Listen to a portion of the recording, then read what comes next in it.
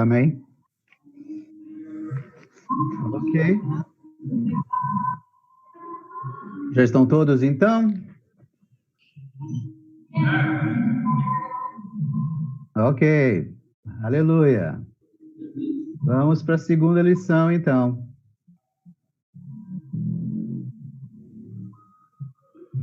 Amém.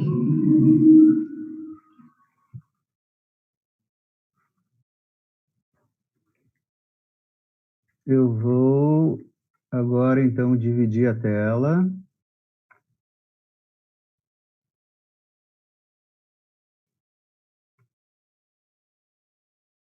A tela está dividida já, não, né? Já, tá tudo certinho. Posso começar, então?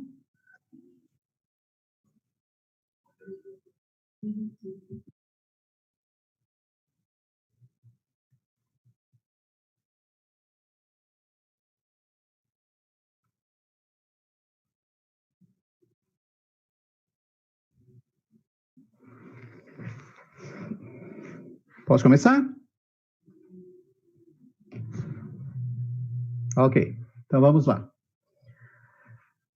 Bom, nós vimos então na lição passada a purificação dos pecados, e agora nós vamos ver outro item, que acontece quando nós confessamos os pecados e temos comunhão com Deus, que é a reconciliação. Então, a reconciliação é mais um aspecto da salvação ou da redenção judicial. Então, é o seguinte: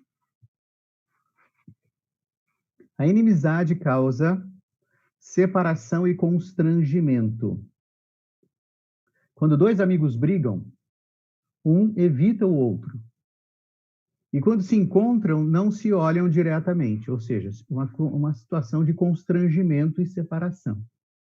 Se um terceiro amigo em comum fizer a intermediação a fim de reconciliá-los, ambos podem fazer as pazes e ser amigos de novo. Reconciliação, portanto, é a ação de juntar duas partes de volta em unidade e harmonia. Ok? Então, guardem esse conceito. Reconciliação é o quê? Juntar duas partes que antes estavam separadas e fazê-las voltar à unidade, e elas estavam em constrangimento, então volta a ter harmonia. Na queda, o homem não se tornou apenas pecador contra Deus, mas também seu inimigo. Então, para os pecados, basta o perdão. Mas, por ter se tornado inimigo de Deus, o homem precisa ser, então, reconciliado com ele.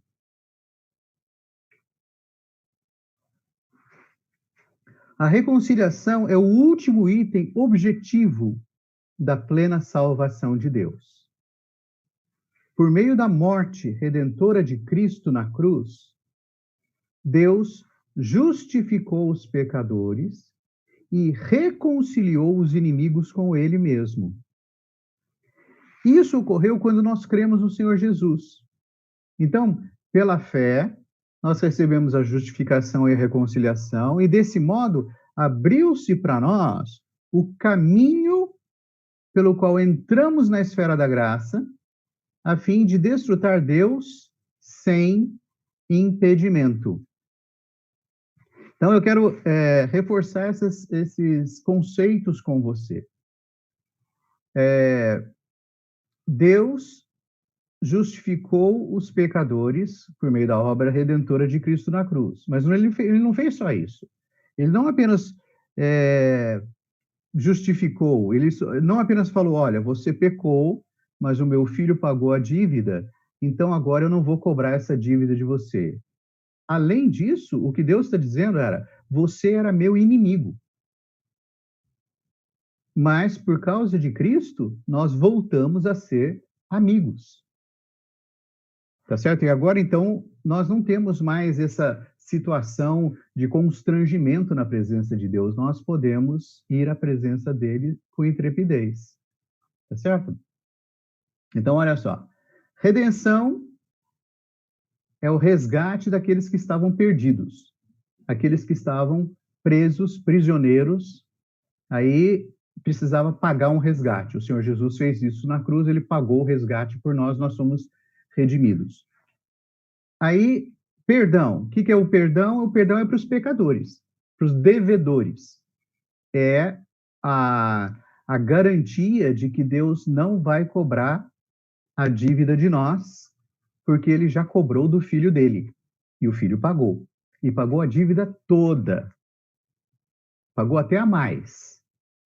Tá certo? Deus investiu tudo que tinha nesse perdão, nesse pagamento. Deus não poupou nem um centavo. Ele pagou tudo. Então, esse é o perdão. A purificação, que nós vimos na lição passada, é a remoção da mancha, é a remoção da sujeira. Então, é para os que estão sujos do pecado. E o que nós vamos ver hoje nesta lição é a reconciliação, ou seja, inimigos voltam a ser amigos. Tá certo? Em Adão, antes da queda, nós éramos amigos de Deus, mas por causa da queda, nós nos tornamos inimigos de Deus. Agora, pela reconciliação, nós voltamos a ser amigos de Deus. Então, primeiro, nós temos uma necessidade. Nós precisamos ser amigos de Deus. Nós não conseguimos ser inimigos de Deus o tempo todo. Nós precisamos de Deus como nosso amigo, não como nosso inimigo. Nós não queremos ter o inimigo como Deus. Então, por causa da queda e da entrada da natureza do pecado no homem, este rebelou-se contra Deus, tornando-se seu inimigo. Então, esses versículos todos aqui deixam isso claro. Eu gostaria de ler com vocês o versículo 21 do capítulo 1 de Colossenses. Ele fala assim: e a vós também, que outrora éreis estranhos e inimigos no entendimento pelas vossas obras malignas. Então, aqui fala de duas coisas: inimigos no entendimento pelas obras malignas. As obras malignas são os nossos pecados. Mas não é apenas isso que nos tornava inimigos de Deus. Na nossa mente, nós éramos contra Deus. E esse é um aspecto muito importante que nós vamos ver nesta lição. A inimizade não é apenas cometer pecados. A inimizade é algo que começa na nossa mente. Nós somos inimigos de Deus no entendimento. Ok? Os demais versículos, por favor, depois vocês confiram, leiam, estudem, para poder ter mais base bíblica. Tá bom? Eu não vou abordar todos aqui, lógico. Além disso, o homem caiu sob a autoridade de Satanás, ou seja, o homem foi roubado. Adão foi roubado por Satanás. Deus roubou Satanás, Satanás roubou o homem de Deus. E o homem então se tornou sujeito debaixo da autoridade do diabo, tornando-se filho do diabo. Lembre-se, qual era a intenção de Deus quando criou o homem? Que o homem fosse filho de Deus. O que Satanás fez? Ele se antecipou e, por causa do pecado, nos tornou filhos do diabo, que é o que o Senhor Jesus fala: vós sois filhos do diabo. Então, andando segundo o príncipe da potestade do ar. Por que, então, nós fazemos o que fazemos, pensamos o que pensamos? Porque nós temos um pai. Na nossa carne, no nosso velho homem, nós temos um pai. Nós não somos órfãos. A nossa carne não é órfã. Nossa carne tem um pai. E o filho expressa o pai. Né? Filho de peixe, peixinho é. Então, o filho, a carne, como filho do diabo, expressa o diabo. E, além disso, a mente humana está em inimizade contra Deus. voltada para a carne maligna. Então, nós vimos Colossenses 1, 21, agora eu quero ler com vocês Romanos, capítulo... primeiro capítulo 1, versículo 28. Deixa eu ver se... Não. Antes do 1, 28, nós vamos ver Romanos... Isso, Romanos 8, versículos 5 e 7. Olha só.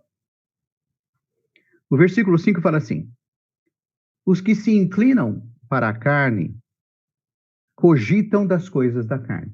O verbo inclinar-se aqui é o verbo pensar. É o verbo colocar a mente. Então, os que colocam a mente na carne pensam nas coisas da carne. E os que se inclinam para o espírito ou colocam a mente no espírito pensam nas coisas do espírito.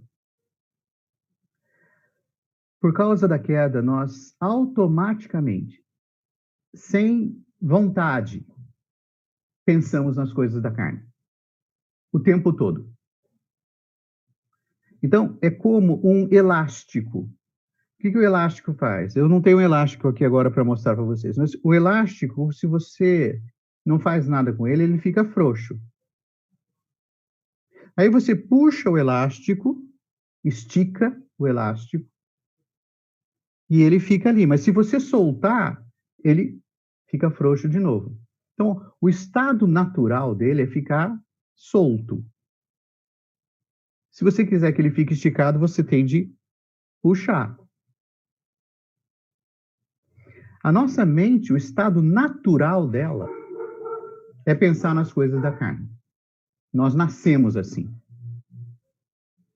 Se nós quisermos parar de pensar nas coisas da carne, nós precisamos fazer como o elástico, nós precisamos puxar, nós precisamos fazer um exercício, que é pôr a mente no espírito, para poder pensar nas coisas do espírito. Mas se a gente soltar, o elástico volta. A carne, ou melhor, a mente, volta a pensar nas coisas da carne. Então, o versículo 6 fala isso. O pendor da carne dá para a morte. A palavra pendor aqui no original é grego. No original grego é mente. Então, a mente da carne, ou seja, a mente posta na carne, dá para a morte. Mas o do espírito, o pendor do espírito, ou a mente posta no espírito, é vida e paz. Aí o versículo 7 continua, porque o pendor da carne, ou a mente da carne, ou a mente posta na carne, é inimizade, a mente posta na carne é inimizade contra Deus.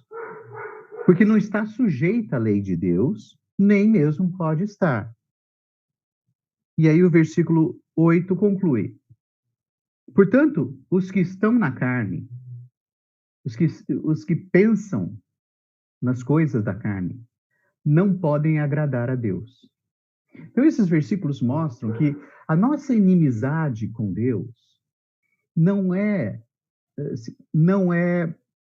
fruto apenas do que nós fazemos. É fruto do que nós pensamos. Antes de mais nada. Porque todas essas coisas contrárias a Deus começam lá na mente. Começam dentro de nós. O resultado são os atos. Mas a origem é lá dentro. A nossa mente, o nosso coração. Então, na mente, nós somos inimigos de Deus. Então, o homem passou a desaprovar o conhecimento de Deus e se alienar ou se separar do propósito de Deus. Então, Romanos 8, nós já lemos, vamos ver Romanos 1, versículo 28, né? A primeira parte fala o seguinte: e por haverem desprezado o conhecimento de Deus. Então, o que que acontece com a mente quando ela está na carne? Ela despreza o conhecimento de Deus. Você já teve a experiência de conversar com uma pessoa e você está conversando com ela e ela fala assim: ah, não quero nem saber. Não quero nem saber. Essa atitude, não quero nem saber, é desprezar o conhecimento daquilo que você está querendo falar. Não, nem quero saber. Pois bem, essa é a atitude da nossa mente natural, nossa mente caída com relação a Deus. O que acontece com os incrédulos? Às vezes você sai para fazer, contatar as pessoas, pregar o evangelho e falar do Senhor para elas, tá certo? Quando você fala do Senhor, algumas talvez podem dizer, ah, não quero saber. O que é isso? Desprezar o conhecimento de Deus. Em outras palavras, ela está declarando, ah, eu sou inimigo de Deus, eu não quero saber de Deus.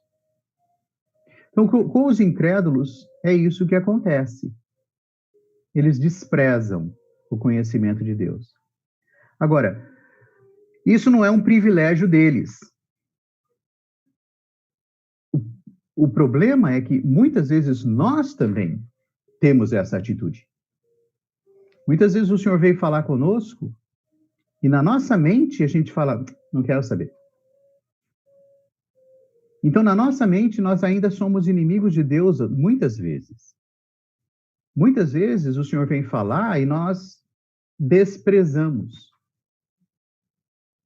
E quando nós desprezamos, nós preferimos colocar a mente na carne. E aí isso se torna inimizade contra Deus. Por isso, colocar a mente no espírito é um exercício. Nós precisamos praticar isso.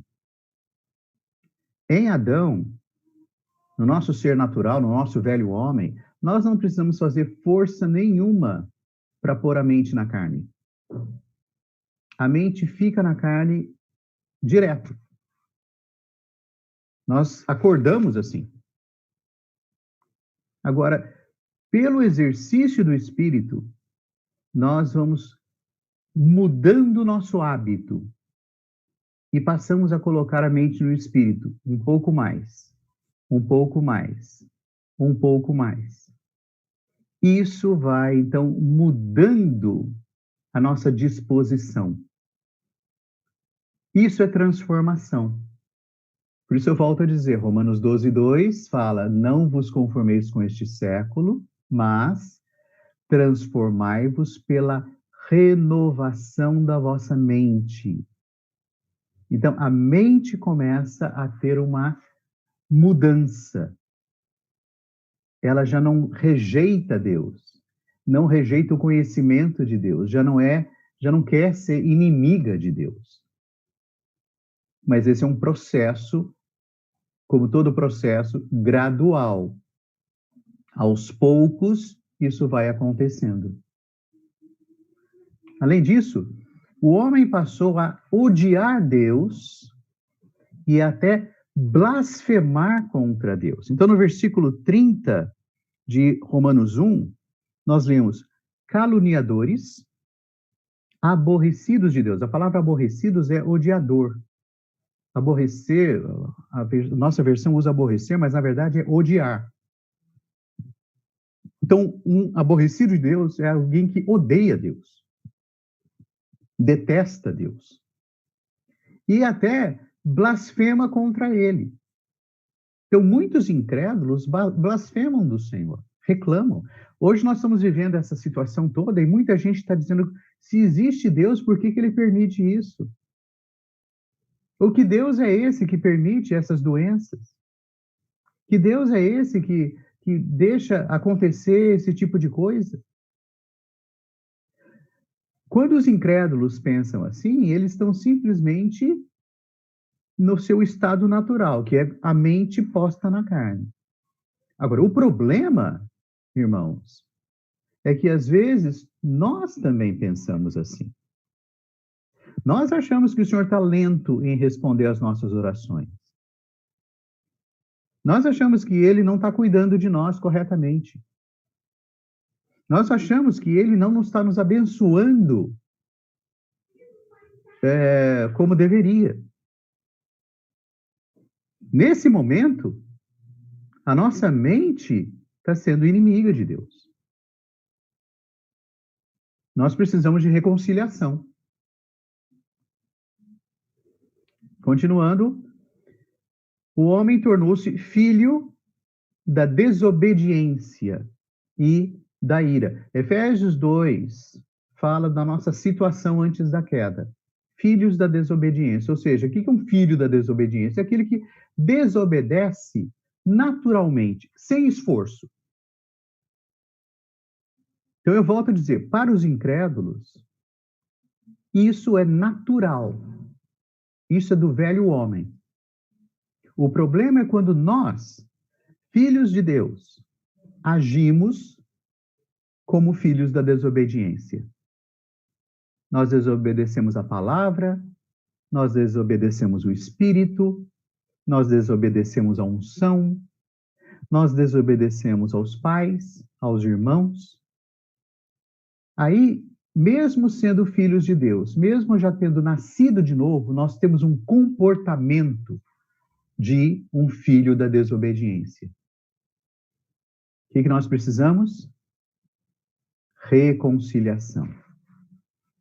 Precisamos ir até o Senhor e nos reconciliar com Ele, para que Ele opere em nós aquilo que nós vimos na mensagem, na lição anterior, que é a purificação. Ele vai tirando essas manchas e vai nos tornando cada vez mais parecidos com Ele. Tá certo? Continuando, nós então temos o significado de ser reconciliado. Então aqui nós temos a figura do Antigo Testamento, tá certo? A figura de reconciliação em Levítico é que, quando era oferecido, o holocausto era morto, era um animal que era morto para ser oferecido como holocausto. O seu sangue era derramado sobre o altar, que essa era a parte legal. Depois ele era cortado em pedaços, esfolado, colocado em ordem sobre o altar e era queimado, era consumido pelo fogo, produzindo um aroma suave que subia a Deus e agradava a Deus. Essa não era uma parte legal, era uma parte afetiva, era uma parte que agradava a Deus, agradava o coração de Deus. Então, o que acontecia era que aquele animal que representava a pessoa que oferecia o animal, ele era totalmente oferecido a Deus. Ele já não era de mais ninguém, era só dele, era só de Deus. Então o holocausto era totalmente queimado, pertencia somente a Deus, era para agradar só a Deus. E essa é uma figura da nossa vida e da nossa consagração. Quando nós nos consagramos, nós estamos dizendo, Senhor, eu não pertenço a mais ninguém, eu pertenço só a Ti. Antes eu era inimigo, a minha mente era inimiga, a minha mente na carne era inimizade, eu era teu inimigo, mas agora eu quero rejeitar isso e eu quero dizer que eu sou somente teu. Então, nisso há uma reconciliação. Nós então nos tornamos mais e mais amigos de Deus quando fazemos isso. E no Antigo Testamento, então, esse processo, esse ritual tinha 3 elementos. Primeiro, era o sangue, ou melhor, 2 questões. Primeiro, o sangue era derramado para resolver a questão legal relacionada com a justiça de Deus, que hoje simboliza a nossa confissão, o nosso arrependimento, o nosso crer. Mas, além disso, o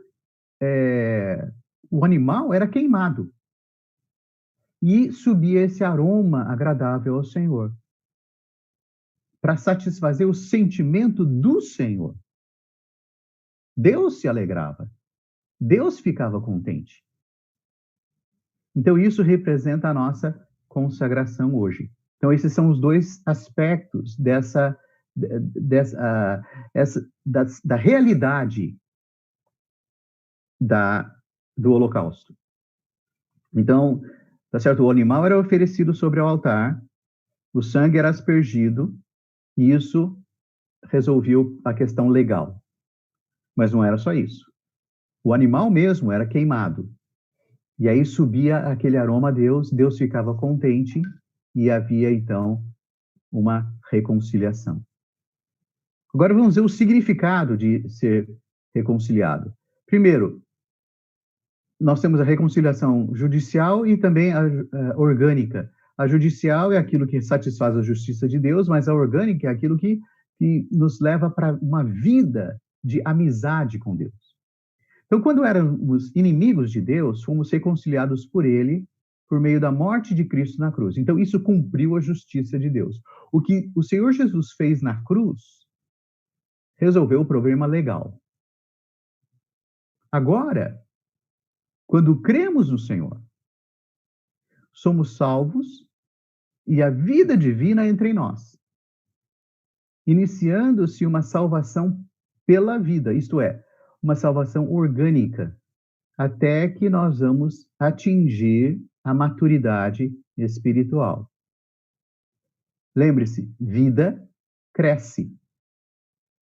Quando nós cremos, a vida entra em nós. E aí começa um processo de crescimento. E esse crescimento, então, nos leva até a maturidade. Como parte dessa salvação orgânica, somos reconciliados muitas e muitas vezes. Então, preste atenção nisso. Como parte desse processo, nós não somos reconciliados apenas uma vez, quando cremos. Sim, aquela foi a reconciliação inicial. A partir daí, nós nos tornamos amigos de Deus. Mas, hoje, nós ainda temos a carne. E cometemos pecados que nos afastam de Deus, que ofendem a Deus. Desse modo, não apenas devemos aplicar o sangue para perdão e purificação, mas também precisamos ter uma atitude de entrega, de consagração, de nos render a Deus, de nos entregar a Deus, reconciliando-nos com Ele. Então, irmãos, o que eu quero dizer é o seguinte: quando nós vamos até o Senhor, a luz nos ilumina e nós vemos as nossas falhas. Nós aplicamos o sangue, somos perdoados. Nesse sentido, nós temos o aspecto legal completamente cumprido. Tá tudo bem. Tá tudo bem. O Senhor pagou a dívida por nós e nós estamos usando o capital que Ele nos deu. Ele nos dá o direito de aplicar o sangue, Ele nos dá o direito de usar todo o pagamento que Ele fez por nós para pagar a nossa dívida. É um direito nosso. Quando nós cremos no Senhor, nós adquirimos esse direito. Isso é legal. Mas não é a única parte. Também tem uma questão afetiva. Uma questão de sentimento. Não é só ser perdoados, mas é também reconhecer, Senhor, eu entristeci o Senhor. Eu desagradei o Senhor. Eu agi como se fosse teu inimigo. Eu rejeitei, eu fiquei de mal. Então, Senhor, eu não quero ser apenas perdoado, eu não quero apenas ter a certeza de que o Senhor não vai cobrar esse pecado de mim, mas eu quero voltar a ser teu amigo. Eu quero me aproximar do Senhor, eu quero ter um relacionamento afetivo com o Senhor, de amigo, de amizade, de companheirismo, de estar junto, de alegrar o Senhor, e ser alegrado pelo Senhor, uma alegria mútua. Então, nós não vamos ao Senhor apenas para cumprir a parte legal. Nós também queremos um relacionamento com Ele. É aí que entra a reconciliação.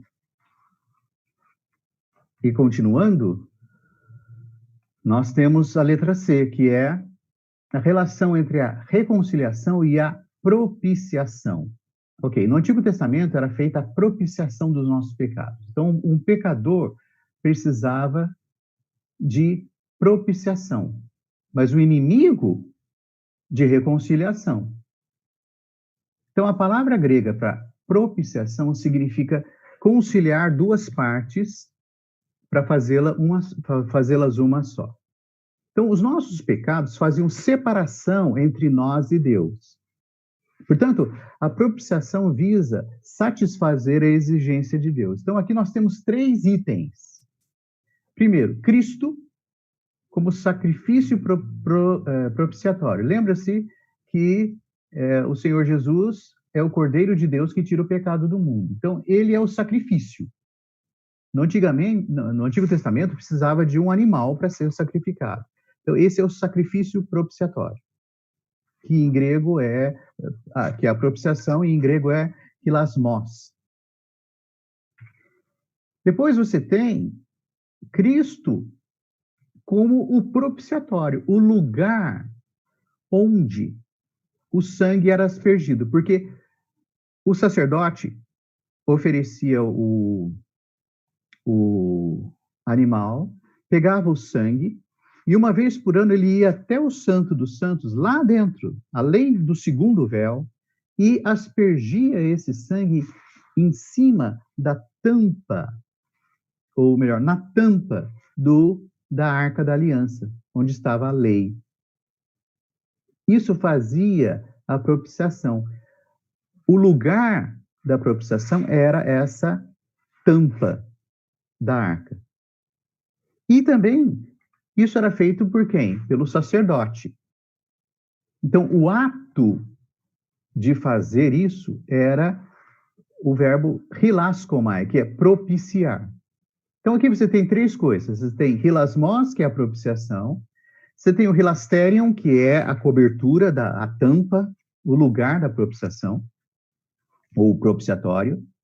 E você tem a ação, que é sacrificar o animal, pegar o sangue, entrar lá e aspergir o sangue. 3 coisas. No Antigo Testamento eram 3 coisas separadas. No Novo Testamento, Cristo é tudo isso. Cristo é o sacrifício, porque ele é o Cordeiro. Cristo é o lugar, porque é em Cristo que nós somos redimidos. E Cristo é o sacerdote que faz a propiciação. Então, é isso que nós precisamos entender. Todo esse trabalho que acontecia uma vez por ano, Cristo realizou só ele, sozinho, por nós, na cruz. Então, Cristo é o Cordeiro, Cristo é o sacerdote, e Cristo é o lugar, ou seja, o propiciatório, a tampa da arca. Estas 3 coisas estão nele. Quando nós cremos, nós experimentamos tudo isso. Nós experimentamos Cristo como nossa oferta, experimentamos Cristo como nosso sumo sacerdote que realiza a oferta, e Cristo é o lugar onde essa propiciação, esse ato é feito. Por isso, no Novo Testamento, Paulo usa a expressão em Cristo tantas vezes. Em Cristo nós somos reconciliados. Em Cristo nós somos salvos. Em Cristo nos tornamos um. Em Cristo, em Cristo, em Cristo. Porque Cristo é aquele lugar onde isso era feito. Então, Cristo se tornou tudo para nós. E o significado, continuando a ver o significado de ser reconciliado, nós temos então a relação entre reconciliação e propiciação. Propiciação trata com os pecados. Reconciliação trata com os pecados e com a inimizade. Portanto, inclui propiciação. A reconciliação é mais completa ainda que a propiciação. E ela tem a ver com as 3 pessoas da Trindade. O perdão dos pecados é pelo sangue do Filho. A remoção dos pecados é pelo lavar do Espírito. E a reconciliação é com o Pai. Então, quando nós nos reconciliamos, todo Deus triuno está envolvido. O Filho fez a redenção e aplica o sangue. O Espírito nos lava, tira as manchas e o registro do pecado. E nós, de novo, temos acesso ao Pai. Então, a obra de reconciliação que Cristo fez na cruz é completa. Inclui a nós, inclui o Filho, o Espírito e o Pai. E aí, como nós somos conciliados? Primeiro, Deus nos reconciliou por meio de Cristo. Deus estava em Cristo reconciliando. Então, eu queria ler 2 Coríntios, capítulo 5, com vocês, versículos 18 e 19, para explicar um pouco melhor isso. Olha só. Tudo provém de Deus, que nos reconciliou consigo mesmo, ou seja, Ele nos reconciliou com Ele. Nós éramos os inimigos, mas Ele tomou a iniciativa, não fomos nós. Por meio de Cristo, e nos deu o ministério da reconciliação. Ou seja, uma vez reconciliados, nós também podemos levar outros a se reconciliar com Deus. A saber, versículo 19, Deus estava em Cristo reconciliando consigo o mundo e não imputando aos homens as suas transgressões. E nos deu a palavra da reconciliação. Olha essa expressão. Onde é que Deus estava? Deus estava em Cristo. Onde é que era feita a conciliação ou a propiciação no Antigo Testamento? No propiciatório, na tampa. Aquela tampa é uma figura de Cristo. Ali é que Deus fazia a reconciliação. Aquilo se cumpriu em Cristo. Cristo é o propiciatório. Então Deus foi por meio de Cristo e foi em Cristo. Mediante Cristo, que derramou seu sangue na cruz. E qual é o resultado disso? Primeiro, nós temos paz com Deus. Segundo, nós temos paz com os irmãos. Uma vez que nós não temos mais problemas com Deus, nós também passamos a não ter mais problemas com os irmãos. Muitas vezes, nossos problemas com os irmãos é porque nós temos problemas com Deus. Então, nós devemos nos reconciliar com Deus e também nos reconciliar com os irmãos. E gloriar-se em Deus. Ou seja, eu não me glorio em mim mesmo, porque eu sei que eu sou um inimigo, que a minha mente, sem esforço nenhum, é contra Deus. Do que eu vou me gloriar? Do que eu vou me gabar? Eu posso, às vezes, deixar de cometer algumas coisas, mas isso é resultado. Lá dentro, no meu coração, na minha mente, eu ainda tenho muita coisa contra Deus. Eu não tenho do que me gloriar, eu me glorio em Deus. Além disso, eu tenho acesso a Deus. Um inimigo não quer ficar na presença do outro. Mas quando eu sou reconciliado com Deus, eu quero estar na presença dele. E não apenas nós somos reconciliados, mas o mundo todo, na terra e no céu, também é reconciliado. É uma reconciliação completa.